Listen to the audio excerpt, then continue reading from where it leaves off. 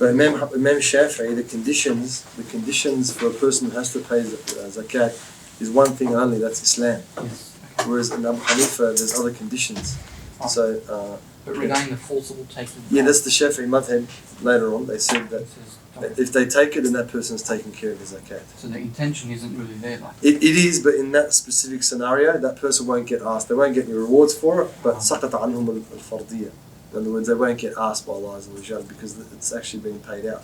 Okay. Alright, so we said the poverty-stricken, they got what? Okay, of their daily needs. Alright, and then what's after that? Then it's needy? So they have more than half, but less than their needs. Okay, more than half, then less than what they need to survive. Who's after that? And those who are Administrating. Are you reading straight from your notebook there, or you know it?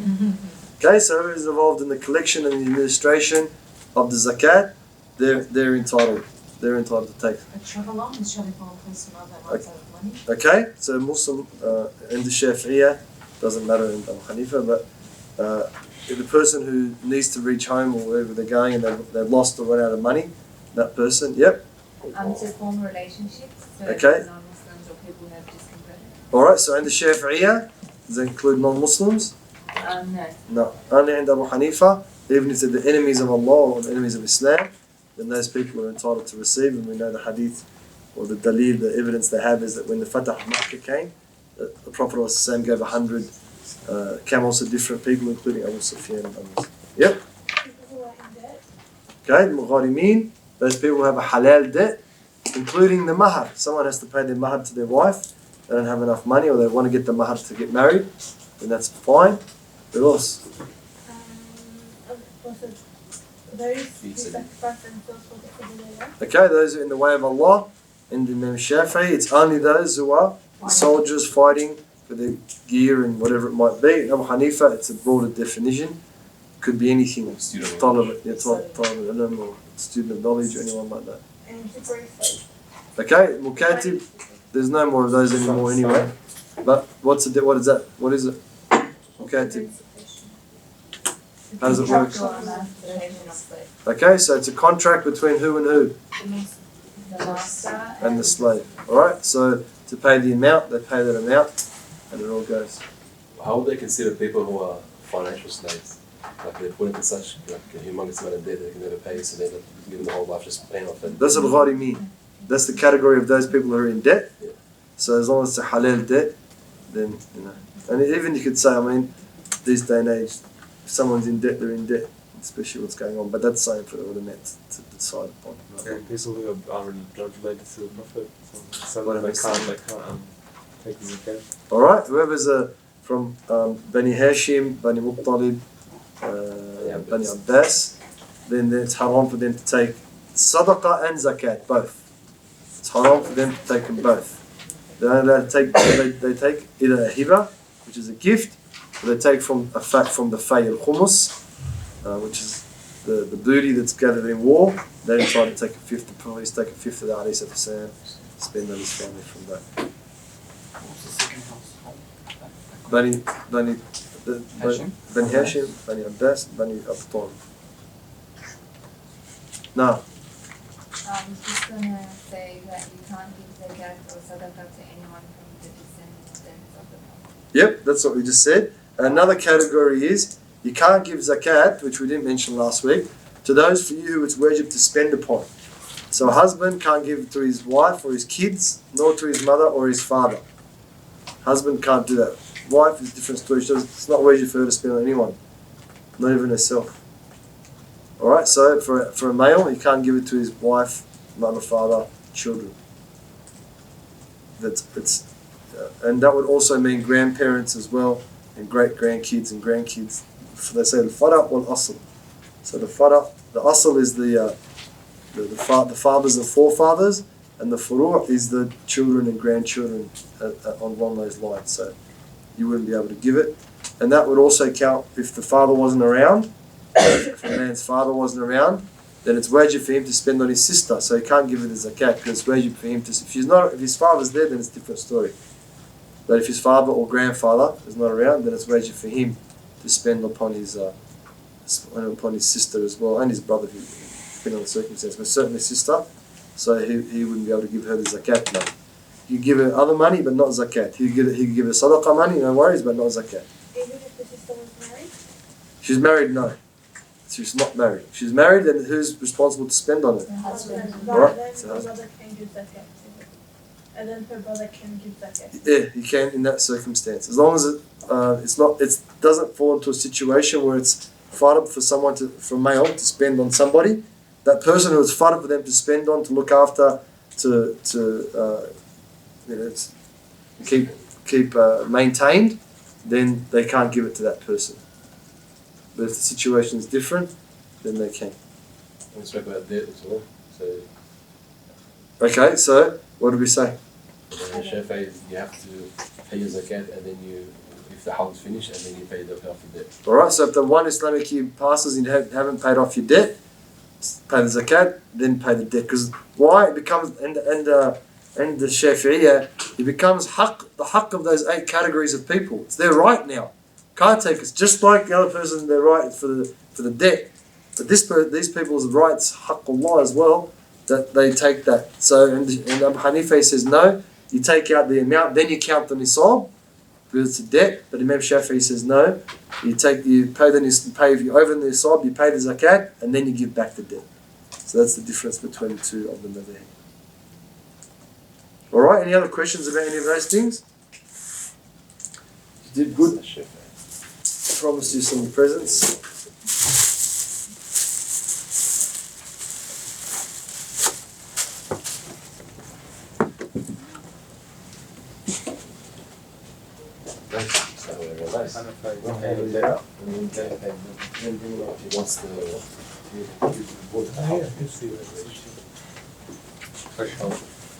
So just take a couple of minutes to enjoy it. It was a bit hard at the beginning, but mashallah, you did very well. So just take a couple of minutes now. I'm confused about the Imam Abu Hanifa about the debt. I'm confused about that. Well, what happens is, say for example, you've got $10,000, you've had it all year long, and on the 1st of Rabi al-Awwal, you owe someone $2,000. Okay? So a Shafi'i would say, pay 10%, 2.5% of the $10,000, which is what? $250. Okay? And then later on, pay the debt to the person. Imam Abu Hanifa says no, if the year passes, you owe, how much we say we owe the guy? $2,000. You take out the $2,000, you pay the guy, and then you work out your zakat on $8,000, which is about, let's say, $200. That's the difference. Okay, so just pay the debt and then you pay. That's Abu Hanifa, that's what he says. But that's if you forget to do it. But really you shouldn't be. You should be on the ball. Know when your zakat's coming, know what debts you have, and take care of it from there. Just leave it there and I'll take it, thanks. Did you get one for yourself? Yes, Mariam. Yeah. Mariam, if it's for her, it's gone, it's over. Better get another one. Let's pass the box, they'll organise themselves. I'll just take a minute to enjoy it. Any other questions? Yeah, regarding so I need to stop. If really calculating on clothes. No. It's only cash in hand. Right? So They're for trade, specifically for trade. if it's trade is a different thing. If you got your own business, for example, I don't know, whatever you do, computer consulting or whatever it is, Yeah. whatever you have for that, the computers and the software and whatever, the desks and chairs and paper and business degree, whatever it is that you have, Yeah. you pay on all of that. You add all that up, what's the market value, and then on top of that, whatever you have cash in hand, you might have a job as well. So in your job, you're earning 50, 60 grand or whatever it is, and you saved whatever it was, okay? And when the year passes on it, you pay 2.5% on the total amount. Sure. Just to sort of knuckle down on the personal stuff that you should be paying for. So, sort of, I don't know, jewelry for men, like jewelry. It won't be for men, unless you've got more than a kilo of silver, and you don't only wear rings.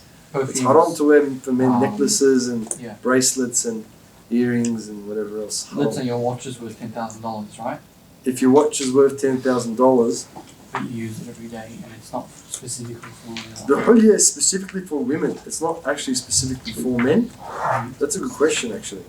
If you your had a car is $10,000 watch, $250,000, but you don't use it for, if you what? if your car, should we be No, the car, no. Only if you had like a big one of those rigs, or you had something that you were a courier or only for business. Your car that you use for your day to day, and plus you use it for business is different. Okay. But whatever's specifically used for your business. Is the watch counted as halya?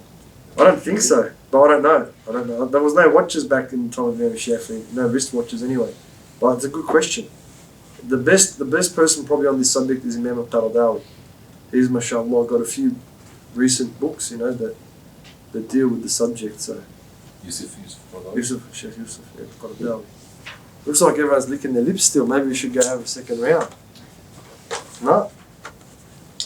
Thank you very much.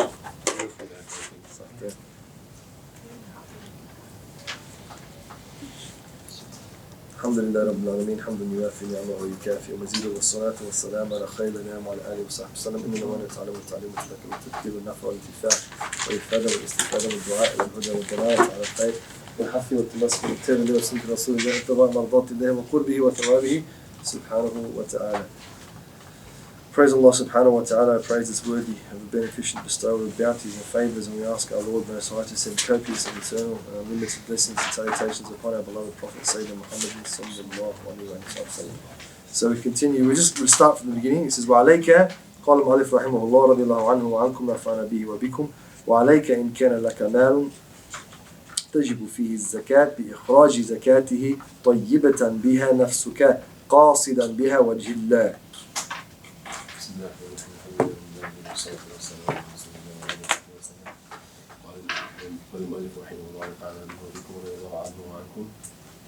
When you have money on which zakat is payable, be aware of when it falls due, define its quantity, separate it from the rest, give it willingly and intended to be solely for the sake of God.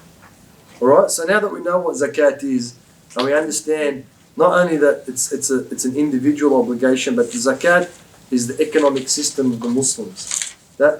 We said it a couple of times before, but I want to repeat it so that you understand it and so that you can let others know that the establishment of the Islamic State is the establishment of zakat. Once zakat is established, the Islamic State will come into bear of its own accord.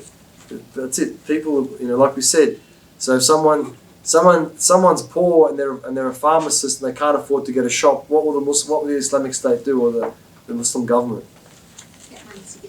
Right? It'll buy a shop for them. It'll give them enough money or purchase or whatever the case might be, but it'll enable them to sustain themselves and their family. So once these things are established, this is the essence. Like in Australia has, I think it's Section 52 of the Constitution. Did we get this wrong last time? It was Section 51 of the Constitution. I think it's Section 51, which is the power to generate tax. Without the power to generate tax, there's no government in Australia. That's it. What's going to happen? All of everybody's going to go back home. There's no more Centrelink. There's no money. How are they going to build roads? How are they going to establish justice? How are they going to establish justice in their courts? How are they going to defend their borders? They need money for those things. When it comes through in the Australian context, and the most section that's gone to the High Court is Section 51.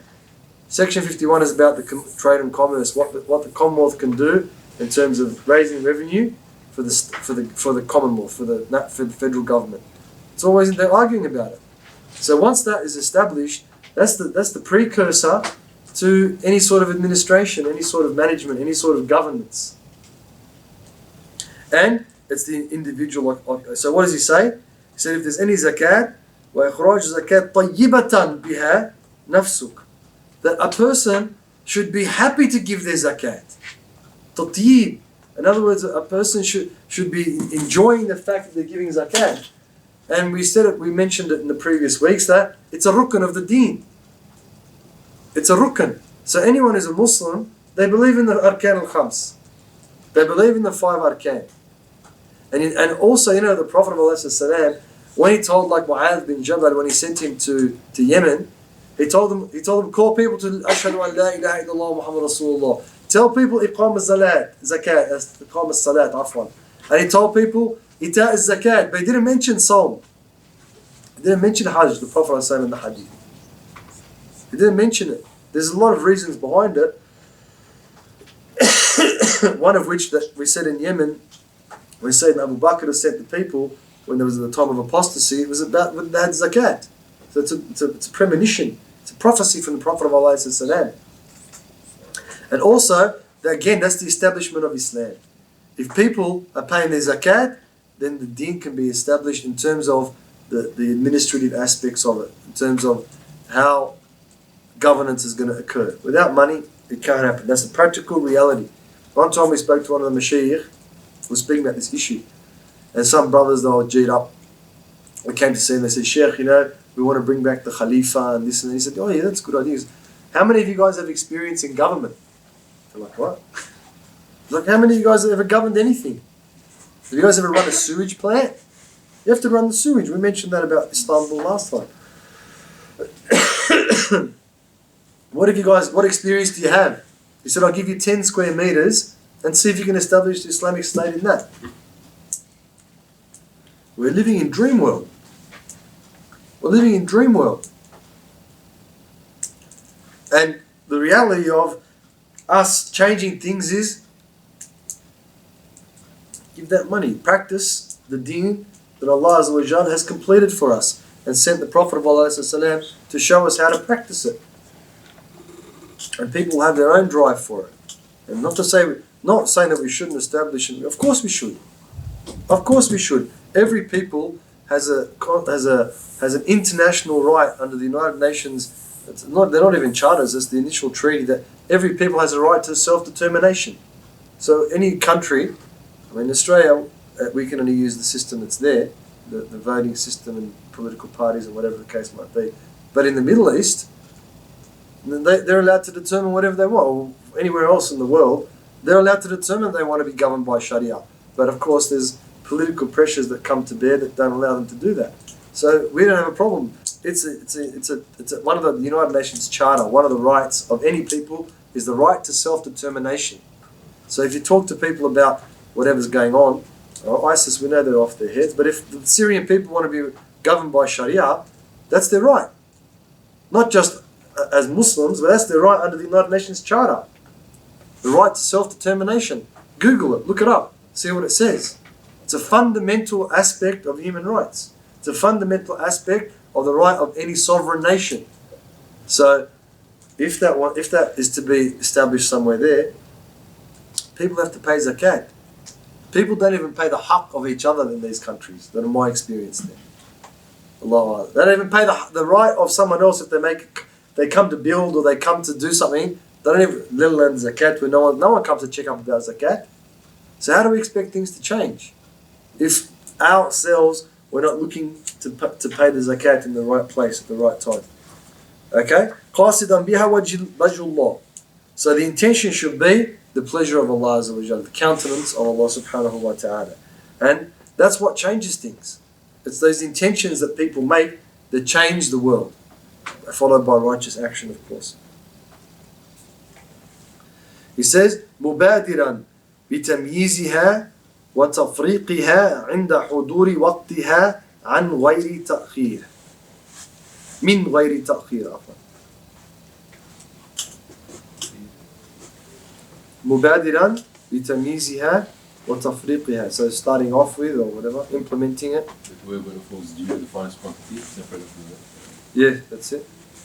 Be aware of when it falls due, the finest quantity, separate it from the rest, give it willingly, and intend it to be solely for the sake of God. And then? If you do this, it will attract barakah, the good things in your possession. Oh, that's extra, that solely for the sake of God. So what is it? It says, mubadiran. So a person should constantly be aware of their money. Constant. We've got apps and things like that. Maybe those days, like I said, they used to bury their money or whatever. But we're very aware of our money. Like, you can ask anyone about anything. And some people will tell you about their sexual lives with their partners. They don't care. They've got no shut off. No honor. But ask them about how much they got in their bank account. Hold on, mate. Where are you going? That's a personal question all of a sudden. So it's a very close. It's very attached. People are very attached to money because of the consumer society which we live in. A capitalistic tendencies of everybody. Okay? So a person should know where it is. And tamyiziha, make sure that it's, the Prophet used to give from the best of what he had. From the best of what he had. And there's plenty of stories about companions and pious people, that when the people used to come to collect the zakat, they used to pick the best of the rams, the best of the sheep, the best of the camels, best of what they had, and give that, because that's the haqq of Allah in the first instance, and secondly, the right of those 8 different categories of people that are entitled to receive the zakat. And, as we said, that a person should, when the time comes, if they can't give it straight away, is at least to differentiate it from the rest of one's money. So if the time comes and you got, look, I've got the money, but I don't know who to give it to, or someone's going overseas, or whatever the story is, the time's going to come for that, put it aside and mark it. This is the zakat for this lunar year, this Islamic year, from this month to that month. So in case that you die, your heirs, your executor, whoever it might be, will be able to divide that money up and give it to the right people.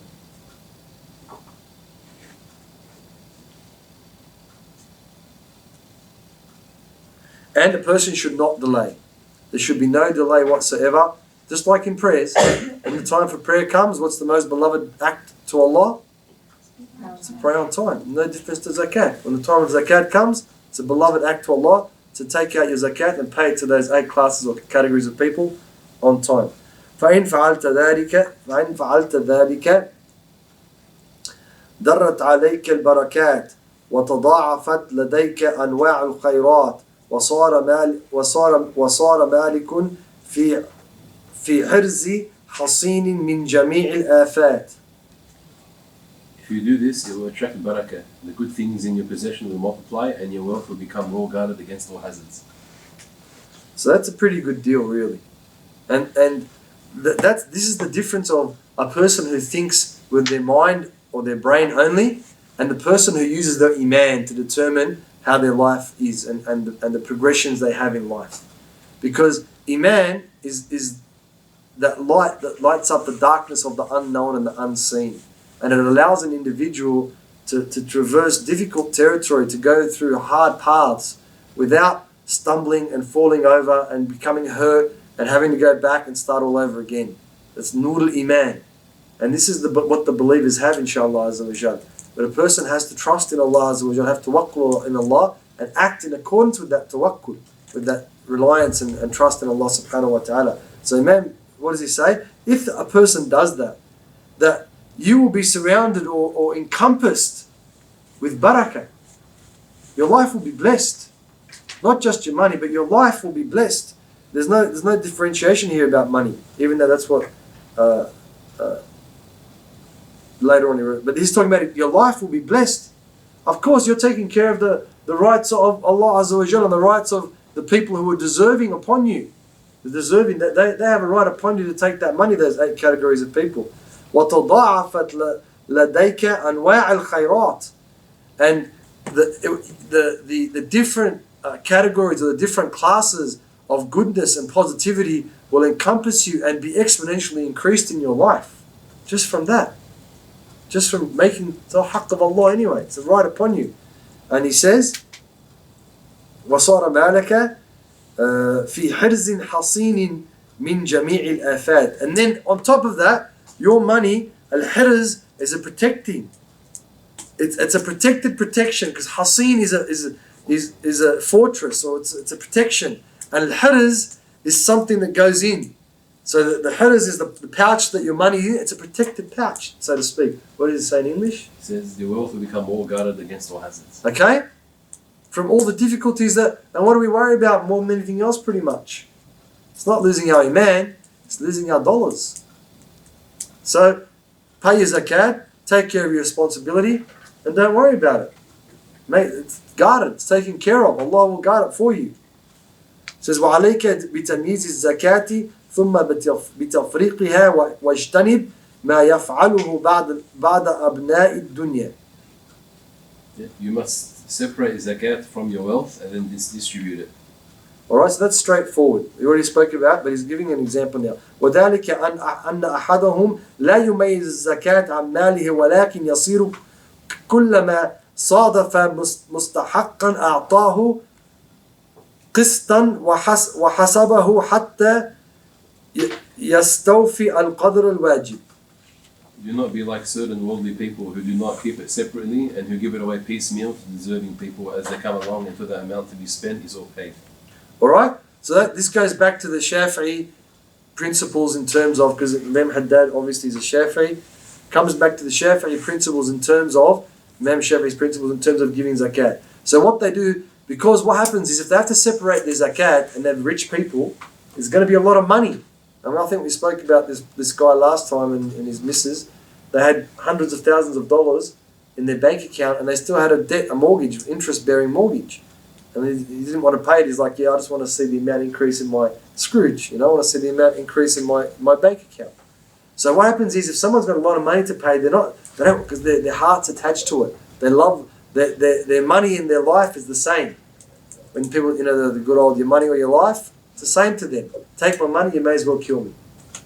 So these people, what they do is, anytime they find someone they believe is deserving, they give $10, $20, $5 as an example. Not much money because they don't want to lose it, but enough by the end of the year, by the end of the time that their zakat's been paid. Rather than, as Imam Shafi'i said, as we said, that they look after a person. They get them a house or whatever it is that needs to be done if there's that much money there. But that's what Imam's talking about. That they do something, not a house, get them an axe, buy them a truck or whatever it is so they can earn their own living, or sewing machine or whatever it is. So rather than doing that, these people are so attached to the dunya, they give it out piecemeal so they feel like they're doing that. And all they do, what do? Have they alleviated poverty? They've exacerbated it. They've just made it worse. They've made people who are beggars worse, and people who are poverty stricken increase in their poverty. Because they've got to come every time and ask or make it look, as if they need money so they can be given money. وَلَا تَأْكُلْ مِنْ ثَمَرِكَ وَزَرْعِكَ الَّذِي يَجِئُ نِصَابًا عند الحصاد بعد بدو صلاحه حتى تعلم القدر الواجب منه جافا. Do not eat of your crops when they amount to a nisab, and when their quality has become apparent until you know how much of its dry weight will be due. Okay, so this is an interesting point. The word he uses is badui salahiha. This is a concept in the Shafi'i madhab that talks about picking unripe fruit, or picking, like say for example, all the fruit we get comes from Victoria, comes from Northern Territory. Mangoes, for example, let's use that as an example. Mangoes come from Northern Territory, takes them about 3 or 4 days to get here, and it's a market thing. So what happens is that when there's a season for, let's say for example, mangoes, at the beginning of the season they're very expensive, and at the end of the season they're very expensive. But in the middle of the season there's a lot, because they all become ripe, all the flowers blossomed, and and the fruits with the heat have become ripe, and so the price goes down because there's a lot of supply. But at the beginning of the season there's only a little bit of supply and a lot of demand, so the price is up, and same at the end of the season. So what do people do? They pick it when it's green and they sell it. Okay, but things are supposed to be ripened as don't forget, back then it was a bit different because things were localized, there wasn't trucks, and now the fruit's flown in. If you get, like for example, now these days it's a bit different, but in the old days, then a box of apples would come from Argentina or from Brazil, flown in a plane, and crayfish from Western Australia are flown in a plane to other places in the world. So it was a little bit different, but the point being that the fruit can only be eaten when it's ripe. Okay, so if it's not ripe, it can't be eaten. How can it have a price? So in the Shafi'iyah, it's haram to pick fruit before it becomes ripe and to sell it. It's later jetties. And for the purposes of zakat, because it's counting your chickens before they hatch, you might have a huge mango there, but it might not ever become ripe. It might be sick, or the birds might eat it, or whatever the case, bugs, or whatever the case might be. So that's one of the other reasons. And plus, eating fruit that comes like that, it's unhealthy. Even though it ends up being ripe, it's not as healthy as when a fruit becomes ripe on the tree, because its nutrients are still coming in from the tree, and it's a lot better tasting. It's a lot better for you. So what he's talking about here is, probably doesn't apply to us. Certainly doesn't apply to us. Is if a person has crops, before they shouldn't, when the crops are ripe or ready to be picked, they shouldn't just pick. First thing they should do is take out the zakat or separate the zakatable aspects of it, then, and not let their family eat from that. And the stuff that's not zakat, then they let their family eat or sell or whatever they want to do with it. So it's a bit of a long-winded explanation. But I wanted you to understand some of the things that are going on in the market. You know, some people, they buy it when it's green. They put it in the fridge for months and months and months. That's later, they gas them later. But this is, they just keep it in the fridge for months and at the end of the season, they take it out and they sell it. It's green. You can't do that. It's haram. You can't play with the market like that. The market has to take care of itself. That's why all the figures, everything in our economy is skewed. We don't know what's going on. From day to day, there's a scare. Everything gets sold because it's all played with. It's not a real market. It says, وَإِنْ أَرَدْتَ أَنْ تَأْكُلَ من شجرات معينة فلا يجب عليك أن تعرف إلا القدر الواجب فيها فقط. If you want to eat from certain specific trees, then you should calculate only that which will be due from them. Alright, so what you can do and what some people do is they work it out from year to year that, look, normally we have this much produce on our farm and we want to, and trees really is talking about dates here because that's what they had in Yemen. Alright, especially at the time of Imam al-Haddad. So what he's really talking about is dates and rutub. Rutub, if you ever get them, they're the best dates you can get because dates are actually dried out. Once the fruit is, because there's 3 or 4 different ways to eat the date flower, the date fruit. There's one of the Arabs and Lebanese, they call it balih. It's a bit tough and it's a bit kind of fibrous and it's a bit not that sweet. That's the first way. It's a bit starchy. The second way is rutub. Rutub is after that part of the date has become ripened on the tree, it becomes soft and squishy and sweet and succulent, and that's the best. That's the actual sunnah when you break your fast. That's the sunnah on that rutub because it's moist. But dates, after it's gone past the stage of rutub, they put them in the sun for a while, for a day normally. They get a bit dry so they can last, and they keep them. The people of Tarim where we studied, they do that till now because they don't know when the famine's going to come, when the food's going to stop, and so every family from their own date trees, they leave enough dates for 1 year. And in the old days, that's what they used to live on: dates and this bread called aish. It's a bit like kak al-khamis. It's a bit like kak al-khamis, but it's not sweet at all. It's just bread. That's what they used to live on before the days of transportation and getting food in. So the rutub, that's the best part of the date. If you can get that.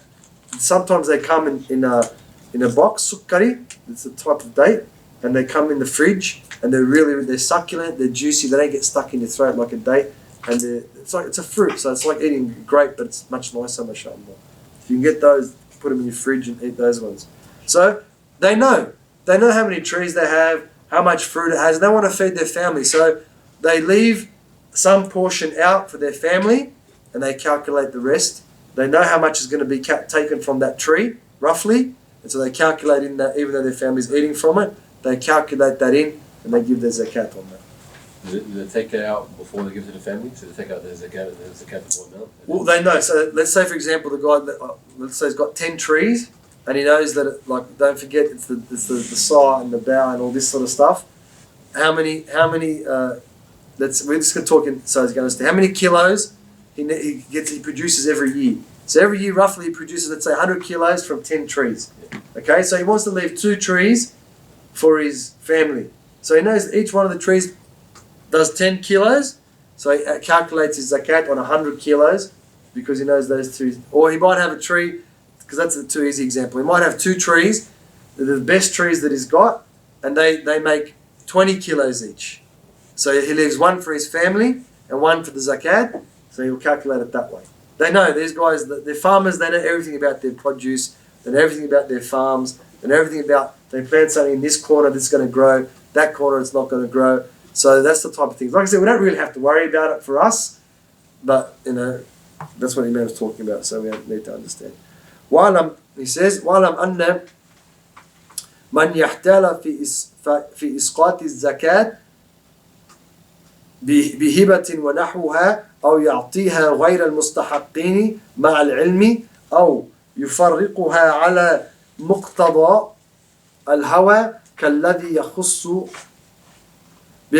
بإعطائها من يعود عليه منه نفع عاجل لا يخرج من الدنيا حتى يعذبه الله تعالى بماله. And he quotes the verse وَلَعَذَابُ الْآخِرَةِ أَكْبَرُ لَوْ كَانُوا يَعْلَمُونَ. Know that those who devise ruses to escape giving zakat, for instance by giving gifts, those who knowingly give it to people who do not deserve it, and those who distribute it according to their whims, as for instance by giving it to someone whom they know will soon be useful to them, none of these men shall leave the world until God has punished them through their wealth, and the torment of the hereafter is even greater if they but knew. Alright, so this is the politics that's involved in the collection of zakat money and the distribution of zakat money. If a person gives it in a particular way where they get an advantage, because it's not about the person giving it. All that's what it means, without going into the specifics of it, because it's a bit outside of kind of what we do. But when the intention is to give the zakat to get an advantage or a benefit or to make a relationship with someone, to get a future benefit, then that person, is not giving it, as the Imam said, to please Allah Azza wa Jal. Right, exactly. He's investing in his own future and his own relations with people, whatever the case might be. So that person, that zakat they're giving or their money that they've got, it's going to be a cause for their punishment. And then he says that the punishment, whatever difficulties one, that's the meaning of the verse, whatever difficulties one, and he means anguish there. Anguish, whatever pain a person suffers, feelings of anguish and pain and distress, and a person is perturbed, no matter how difficult that may be in this life, the pain of the hereafter is greater. Firstly, it's never ending. The pain in this world is going to end one way or the other. Either the difficulty is going to be alleviated, or you're going to die. That's it. It's going to finish. But in the hereafter, it continues forever. It says, وَإِذَا كَانَ هَذَا حال من يخرجها على غير الوجه المشروع فكيف يكون حال من لا يخرج الزكاة رأسا. He says أولئك Allah Azza wa Jalla says أولئك الذين اشتروا الضلالة بالهدى فما ربحت تجارتهم وما كانوا مهتدين. And if this is the state of those who do not give it strictly according to the law, what must it be in the case of those who do not give it at all? Those are they who purchase error at the price of guidance, so their commerce does not prosper, neither are they guided. Hello, is that not the state of the Muslims? All the gold and all the diamonds and all the black gold and all the stuff we have. Like, we're the most resource-rich countries in the world. Africa, all these things. But what's it for? Mana' az-zakat. People don't pay the zakat, there's no benefit. They get no benefit from it whatsoever. All they do is destroy themselves in this life, and that leads them to dalala in this life. It leads them to misguidance. They're misguided, and then when Allah Azza wa Jal, they face Allah Azza wa Jal, and the punishment starts. The punishment starts. And those eight categories of people, they've got a right on that money. They can ask. Not only that, they're responsible for the corruption and the fasad in the area in which they live. Well, do you think some people steal because they just need to. I mean, they don't need to, they just got problems. Kleptomaniacs and these types of people. But most people are stealing because they want to survive. Most people. And not only that, acts of lewd, prostitution and these type of things. People don't do it because they enjoy it. People do it because they have to. All the other things that are involved with that sort of business. Then don't forget, people are on drugs. Why? They're on drugs because they're happy with their lives. Sometimes that's the case. They're happy and they go down. But most people, they're trying to escape from the difficulties and the tribulations and whatever's going on in their lives. Most people, that's why they're doing it. So the people that cause society to be corrupted because they're not giving the money, they're not creating economic justice, they're going to be accountable for all these things. It's not as simple as, I didn't give the money, that's it. That's why Allah says, they purchased falsehood at the price of guidance. And their profit was nothing. They weren't guided. فَمَا رَبِحَتْ the industry, their trade, their commerce was a failure. وَمَا كَانُوا مُهْتَدِينَ. And they were never guided. They didn't know that Allah won't guide those people. So that's our condition. That's our state. So Imam, are you getting it? I don't need to harp on it anymore, do I? Like, it's quite very straightforward. Very straightforward. All this money we have, all these things, and we don't know what to do with it. Because we don't care about anyone else except ourselves. And it's the case, I say we, because it's the case on a little scale, and it's a case on the big scale. In our own families. No one has to say, I don't need, but you think about your own families. Your uncles and aunties and cousins and whoever else who have got issues with each other over money. Someone took someone's money, they don't talk to each other, or your neighbours, or people you know about who are close to you. I don't need, no one needs to look at everyone, that's the case. Every single family has that in it. Why? Because we don't want to do the haqq that Allah wants us to do. Want to do what? I want to do. What does that lead to? Misguidance, corruption. In the end, people killing each other. In the end, the bloodshed, which is what the shaitan loves. He's laughing at us. He's our avowed enemy, and we're enemies to each other. Right? He's our enemy. No. I want to make my cousin, my mother, my father, my son, or whoever, my enemy. It doesn't make any sense. So when we look at things on an international scale or a national scale, it doesn't. That's what's happening on an individual scale, individual familial scale. Every family's got that in it. That's not if the husband and the wife don't even get along over money. There's money there, but they can't get along. She wants this, he wants that, whatever might be the case. Okay? So he says, وقد تقرر أن مانع الزكاة قرين تارك الصلاة في الشر وقد قال أبو بكر الله مرضى عنه مانع الزكاة وسماهم أهل الردة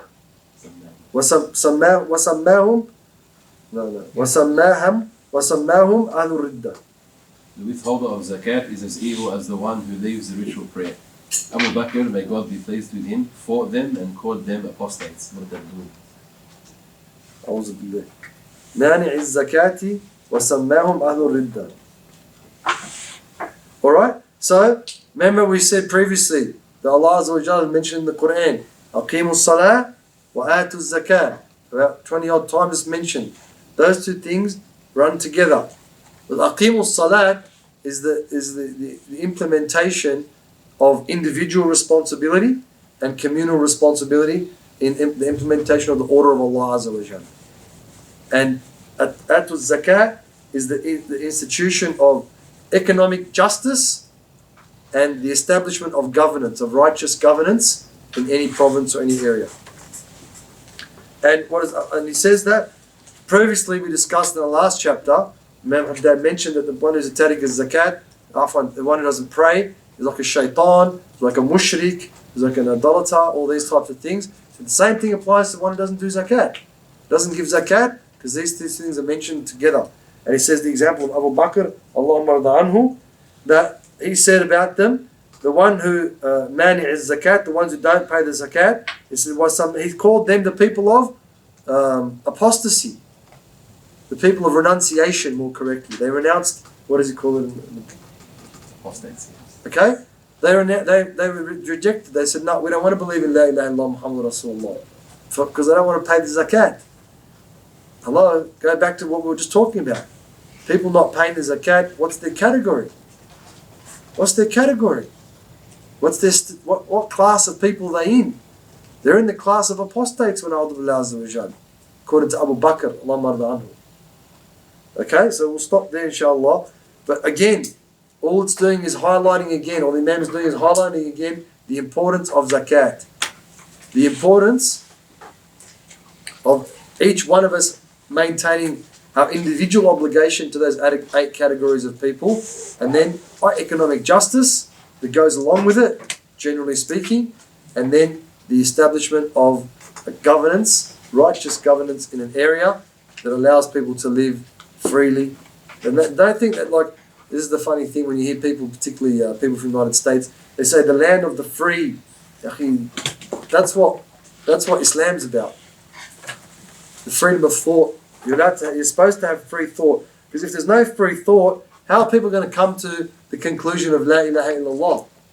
How can people deduce from facts and information the existence of one Lord, subhanahu wa ta'ala, of one God, subhanahu wa ta'ala? So that's part. But what we don't allow in Islam and in Islamic law is the trashing of thoughts. So even as Muslims, we can't go trash Jesus. We can't go trash the church, and we can't belittle and vilify Christians and Jews. Haram. We're not allowed to do that. It's haram. But we are allowed to have argumentation saying, well, as an example, God is this being that is without beginning and without end, without peer and without partner. It's unbefitting for God to have a son. We can run that argument. But we can't say everyone who believes that is dumb, or we can't belittle. There's no belittling in Islam. Because if we belittle, there's a hadith, if we belittle what they believe to be their gods, they'll just do the same thing to us. They say, oh, you're allowed to marry four, or the usual story. Why should women wear hijab? Sorry, sisters, but they pick on you all the time. And we don't do a very good job of defending you, unfortunately. So, of course, there's the free speech in Islam. Without that open dialogue and the open conversation and the open information, and how are people going to realize the reality of life? How are people going to realize the meaning of life and the greatness of Allah subhanahu wa ta'ala? So the freedom is not absolute to insult. The freedom is not absolute to, as we said, to vilify, to humiliate, to abase. No, it's not. It's a freedom for intellectual argument where people can understand their own arguments and weigh those arguments up against what other people are saying.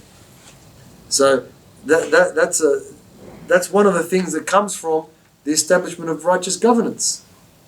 Whereas now, there's certain things you can and you can't say. Now in Australia, if you advocate for certain things, that's it.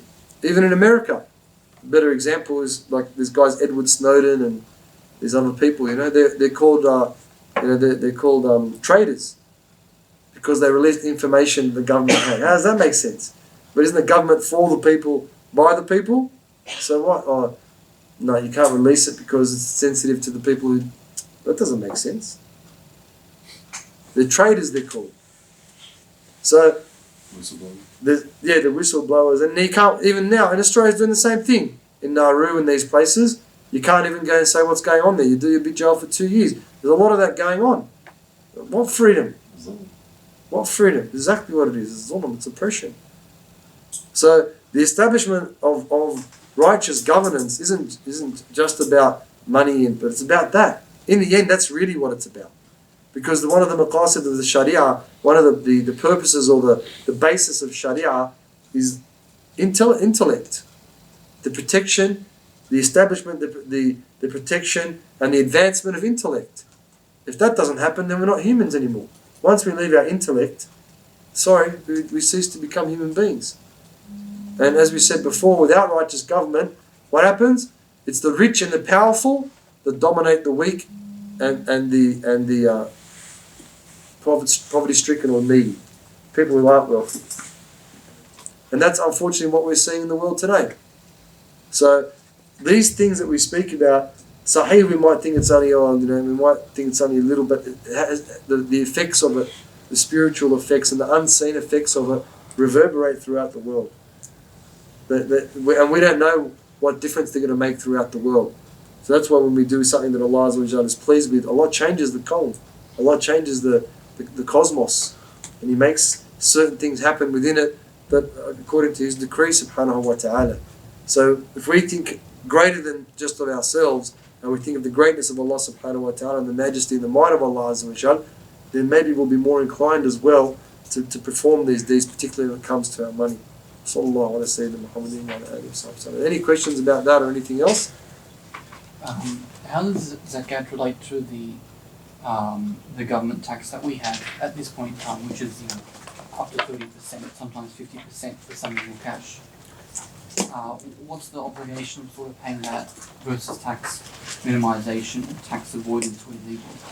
Well, tax avoidance is illegal, but tax minimisation, you can do that. So you can minimise your tax, whatever's legal, as much as you want. But zakat is a different category because tax goes to outside of those 8 categories of people. Yeah. It goes to, whatever, public works, it goes to whatever it goes to. It goes to, the politicians flying around the world doing whatever.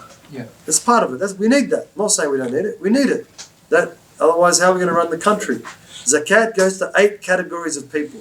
So if you pay your zakat to 8 categories of people and you get tax deduction on it, no problem. Yeah. Those two are not mutually exclusive, because one goes to the 8 categories of people, they do what they need, and the other one is you get a reduction in your tax bill. It seems that, would a government tax be implemented in an Islamic state apart from the zakat? Yes, the Islamic State has righteous governance and government in the Islamic sense, because the Islamic State's been taken to be a derogatory word these days.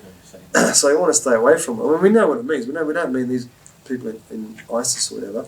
We mean, an Islamic governance or a righteous governance. Yeah, they have the right to do that, depending on what That's where the wali or the khalifa or whatever decides that, look, that's what's needed. But when there's economic justice, then people have money. Like we said previously before, it's not what I said. It's the World Bank back in the day. They came and did a study, and they said if everyone gave 2.5% of their wealth, there'd be no more poverty. So poverty isn't, I think it's 60% in the world and 70% in America. 60% of the food people buy, they end up throwing out. Trying to tell me that, what are you talking about? We can produce more than enough food to feed the world. The same amount of food they throw out, if they actually took all that food, like it's actually been a study done, take exactly, there was like 80 million tons of food that gets thrown out. That's exactly how much the poor people need for that whole year. So it's not because that we don't produce or we don't have, we do. But it's the inequity of the system, of the economic system, and it's the fact that there's no real morals and ethics to business that does that. Like now they changed the law in France, so you're not allowed to throw fresh fruit out if you're a supermarket. You got to give it to the poor, and there's I don't know which other country that you got to have a garden or something on top of your roof. Like these things are common sense. I think they're common sense anyway. Things are not implemented by government because they don't win votes, and it's a whole myriad of things that go on behind the scenes with regards to politics. But there's a difference between the two. You know how some people's personalities, if you tell them something, like they want to do the opposite? Yeah. So how would you advise someone about zakat and giving zakat without being like authoritative? If you know that if you tell someone, when it comes to da'wah in Allah, there's the different rules, the 5 different rules, halal and mubah and sunnah and makruh and halal and haram. Right? So if you know you're going to tell someone and they're going to go do the opposite, then don't tell them. Just make dua for them. If you put a link up on your Facebook or whatever the case might be and you think that's going to work, alhamdulillah. But if someone's going to go against the deen of Allah because you're calling to Allah, then just leave it. Okay. Like one lady, she came when she was telling us one time, she goes, I try to wake my husband up for Fajr, and every time I do, he starts with kufr. Astaghfirullah al-Azim. I said, leave him alone. It's better for him to sleep in and not pray Fajr or pray later than for him to start, saying words of apostasy, ridda. So we want to be careful when we give our da'wah. That's why call to the way of your Lord with wisdom. So that wisdom is needed in that regard. I mean, sometimes some people you can't do anything for them except pray, and that's adaful iman. Alright, any other questions about that? You were talking about tax before. Like, let's just say, so you get all your zakat and you give it to a charity, which does help orphans or whatever overseas, people who are in that category, and then you get a receipt, and like you can get that whole amount that you gave back from what you pay tax. Is that how is that? Is that? So we said it, so it's okay. It's okay. Yeah, because you've given that amount of money to those people that are rightfully deserved to it. If the government minimises the tax burden of it, it's neither here nor there. The whole zakat is to pay the amount, the nisab, the lower threshold or the threshold that you face, to one of those 8 categories of people. As long as they get it. As long as they get it. Whatever happens after that, it's nothing to do with you. Another question. No. Let's just say, so for example, my wife's got gold, and her gold is more than that the amount that we have, like the weight. do I have to pay zakat on her gold? What the ulama said, if it's gold that she wears, not like jewelry, then if it's up to 1 kilo, she doesn't have to pay zakat on it. In the Shafi'iyah, that's Shafi'is, of course. She doesn't have to pay zakat on it. But if it's less than if more than 1 kilo, then she's got to pay 2.5%. She's got to pay. It's not unless you want to give her as a gift the money. How does she pay for it? She sells it. She's got to sell it. Yeah, that's why it's liquid. Anything that's liquid can be sold. That's it. You know, if she's wearing it, like we said, up to 1. And Abu Hanifa, she's got to pay, depending on which madhab you follow. Even if it's 1 gram, that's it. You got to pay zakat on it no matter what. So it's something to consider. And one thing we didn't mention also is debts. We did mention that. Debts that you've given to people. Did we mention it? No. That's an important one. So let's say you've loaned someone $10,000 and 1 year's passed on it, you have to pay 2.5%. We did mention it. I'm sure we did too. All right.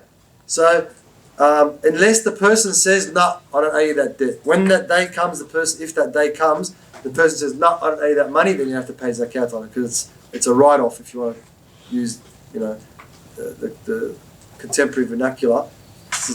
They're not going to pay you back, so there's no chance of getting it back. That's why it's better to go into partnership with people because there's profit and loss. It's good for the Qard al-Hasan to lend people money without interest, but it's better to go into partnership with them, so because that generates more money, more business, more. That's why it's the worst thing to lend people on interest. Worst thing, Allah declares a war, and the Prophet declares a war on the person who deals with interest. Why? Because they're getting money for nothing. They're lending people $1 million for over 30 years. And they're making 3 times the amount. That's now when the interest rates are 4%. But there was a time where I remember when I was younger, interest rates were nearly 19%. They were 18.5%. That's a killer. That's every 5 years, you're paying $1 million, that means. So if it's a 30-year loan, $6 million. No. How about when the country's currency is running on interest rates as well? That's a different story. I mean, we're talking about a specific thing. That's a real massive question that, there's a lot of issues about that. But, the thing is that everyone has to make their own decision in their own life. Some scholars said that it's jaiz in Australia. Khalas, jaiz. Whether it's jaiz or not jaiz, it's still dhulm. Okay? We're not talking about that issue. If it's okay to do it because of the circumstance, fine. But still, some fat cat is sitting there and making $6 million on your $1 million. For doing what? What benefit do they provide? Nothing. You're the one providing the benefit. So I'll give you the example. I borrow $1 million to open up a restaurant and I feed people. What benefit is that person doing to the community? Nothing. They're just giving. I'm the one doing it. I'm the one going there and working and cleaning and making food and going to the markets and marketing and whatever else. I'm the one doing. What are they doing? Nothing. What risk are they taking? None. They're taking no risk. All they're doing is consuming. All they're doing is consuming. For no risk, that's it. How's that fair? How's that fair? Don't worry about Sharia. Put Sharia aside for now. Don't worry about the law. Don't worry about all that stuff. You think about it in your own mind. How's that fair that just by the fact that someone's got more money than you, that they get to do nothing, and you do all the work, and they get the money without risk? Does that sound like it's good? No. No one in their right mind would get into it. All right, you're desperate, whatever, you're going to kick on the street. Different story. But it doesn't make any sense. It makes no sense whatsoever that one person is just because of the fact they've got money. And then look at it on a bigger scale. If you've got hundreds of billions of dollars, then everyone's at your service. Does that make sense to you? So that means if you've got enough money, you control the country. If you've got a Federal Reserve or whatever, the Reserve Bank, who owns the Reserve Bank? It's probably owned. The Queen owns it. That's in America. The Queen owns it in Australia. Right? What? Have a look at it. Look it up. Aren't they coming here today? They're waving at us. Aren't they visiting us? They're laughing at us. Not waving at us. They're laughing at us. A country They sent us to die, our forefather, the convicts, they sent them to die here. And now, there you go, every 3 or 4 years. Doesn't make sense. Go to the court, there it is. God save the Queen when they open the thing. God save the Queen. I don't have anything against her personally, but the system is wrong. What? Just because so and so is born into the family, we're against those things. We as Muslims are against those things. And our khulafat were no different, so we don't really have much to complain about. But we're against those things. We don't stand for that.